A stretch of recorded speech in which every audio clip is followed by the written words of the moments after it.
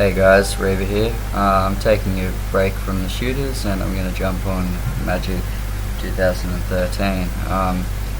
Been playing Magic for a while in real life and got one thing to say about this game, and that is that it's great. I've had a lot of fun on it, and yeah. One thing I get asked a lot when playing with friends is how to cut the deck list down, and this can be pretty hard because the decks are fairly well designed. They have a lot of synergy and a lot of cards just tie in with each other, which can make it a bit difficult to decide on your cuts.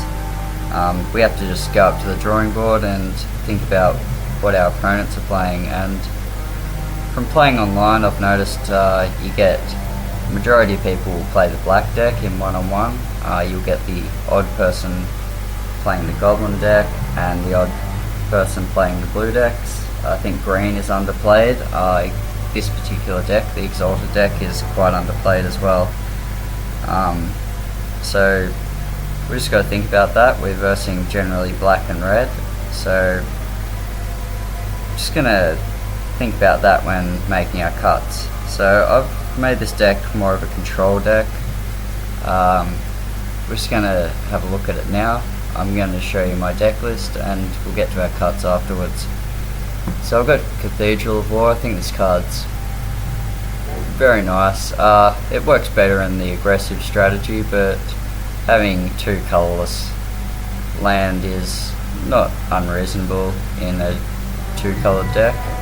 So Evolving Wilds, it puts our lands into play tapped, but having the availability to both land types is always nice. It's a pretty slow game, so it's not really going to affect you too much. I think the benefits will be better. This guy is great. The Gargoyle will come in for 3 each turn from turn 2 which you play him, and with Exalted triggers you can actually stack his ability, which is quite nice. I've swung in for a lot with that guy before. Demonic Tutor is a great card, obviously. We're going to get to this card later as to why it's so powerful. It'll be brought up quite a bit. Doomblade, this card's just great. The black deck is very played, but this card's great against everything else. There's only 3 of them, but yeah, 2 mana to destroy pretty much anything is never bad. So the black deck, as I said, Knight of Glory, this card's great against black. Getting him for 3 each turn from turn 2, just like the Gargoyle, is always nice. If you're sitting back and you can get in a good position, getting him for 3 is always nice. I probably play the white deck, maybe 1 white deck out of every 5 black decks. That's why I've only put in 1 Knight of Infamy. Don't get me wrong, I love getting him for 3 from turn 2, but I just don't think this card is positioned very well. This card is nice against the second most played deck, which is the red burn deck.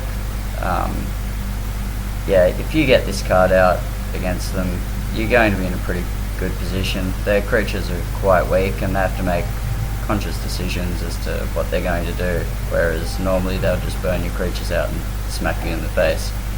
Pacifism hits everything, slows down guys, great all game.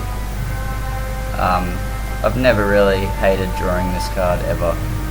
It's quite nice. I think there is 3 in the list. I've only included 2, but that's just because of the sheer amount of quality removal. Mortifier, there isn't too much enchantment removal, but then again there isn't too many enchantments that are threatening in this game. Future Sight may be one of them, I guess. Mind Control is another. So destroying target creature for 3 mana is never unreasonable either, so it's just a versatile card. Pillory, it's a bit slower than Pacifism, but I suppose it can wear them down if you have a slow lock going. Yeah, it's not unlike this card to deal 3 to 4 damage most times you play it and lock the creature down, so I think it's quite nice. Royal Assassin, though it shouldn't be, is quite above the curve in this game at the moment. It destroys your black opponent's guys, and if they want to tap down for it after you play it on turn 3, that's generally fine for you. You want to be getting to the turn 4 to 7 sort of plays anyway. Unmake is one of your better defenses against the black deck, along with it being just a great removal spell. Yeah, exiling target creature is never bad for 3. Vindicate, this card it's played in a lot of formats. It's played wherever it can be, I guess. It's an awesome card. I think the problem is a lot of people will hold on to Vindicate for longer than they should, where they should just consider it destroy whatever they can when they can. But all in all, this card's great. Whisper Silk's very slow, but the creatures we do have out we generally want to protect.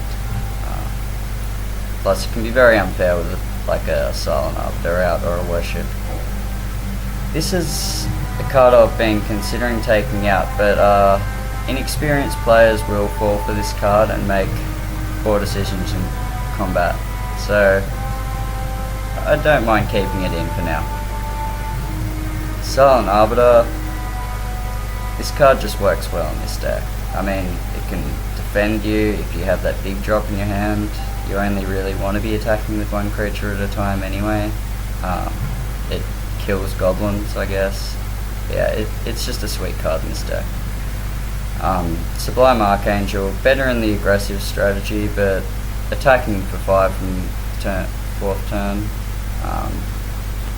Yeah, it's a good card. Having a couple of creatures out just makes this card insane as well. I'm never unhappy to draw it. Worship is great. This card is extremely unfair and it's very overlooked among new players, which there are a lot of in the Xbox Live community. I don't know what other platforms people watching this video might be on, but I have only had success with Worship in real life and on this game. It is very unfair. Battle Grace, again better in the creature strategies, but I don't mind having a beefy lifelinker. Divinity of Pride makes an impact the minute it hits the field. It's quite a powerful card. I don't think the 4/4 ability makes that big impact most of the time, but yeah, it's just a great card. I mean, 5 mana for a 4/4 flying lifelink, who doesn't want that? Nephoros, he is very good if he is not dealt with quickly. He devastates their board, he swings in for a lot of damage. He's a late game powerhouse. Not as good as Grave Titan or something along those lines, but I'm not complaining. Angel.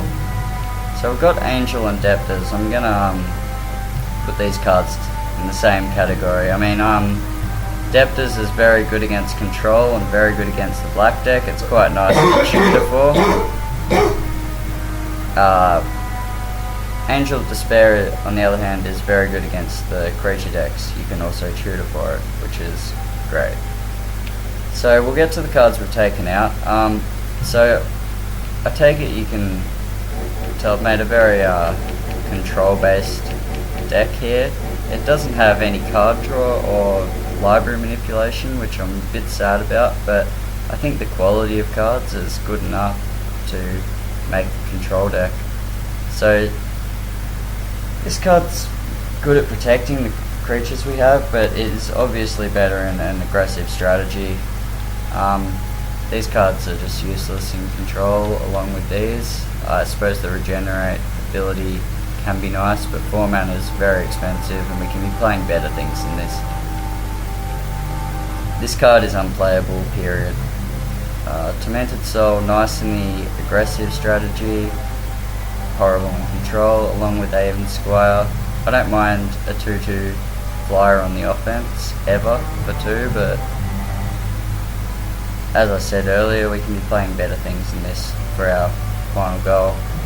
Child of Night, this card would be cut if there weren't things like Divinity. or other life gaining effects in our deck. I think this card is very solid, but not for us. I've cut a knight, I've already explained the knights. Mighty Leap, I think this card's unplayable as well. The Ring, these cards are solid, but not in a split coloured deck, especially one that runs a low creature curve. Spirit Mantle as well. I think most of the things that are going to be destroying our creatures are spells, so we really are going to be getting 2 for 1 most of the time if we are playing this card. 3-1 flying for 3 is never unreasonable, but I think we can just do better as well. This guy's horrible. This guy is not bad, but much better than aggressive strategies again. This card is too slow. I've played with it in real life and in this game. I've tried to make it work. I just cannot find a deck that I'd like to play this card in. It might just be me, I just don't like the card. So Angelic Benediction. This is one I get asked about a bit. I don't like the card. I think it can be strong in an aggressive strategy, but really we're not really going towards that, so I'm gonna have to cut these. The low creature curve again really just says it with seals it with these. They're just not good in the deck I'm playing. I don't know if you guys have played against this card in Limited or whatnot, but this is a very strong card in aggressive. I don't know anyone who would not be playing this card if they were running a aggressive style Exalted deck, but not for me again. Deathbringer Liege, this is a card I've been considering, but I think at 5th turn we really want to be sealing the deal, or achieving our final plan. I don't think there's enough gas left in hand generally if you drop this card, not to mention this card fills a spot where a Vindicate or a Doomblade could be. Sure, late game you'd be okay, but we have no way to fill up our hand, so yeah. There is also no other ways. I mean, there's no creatures for us to pump up. So that's it with our Exalted deck list. I'm going to be running a few games with this deck. Hopefully I go well and you guys will be able to see how it goes.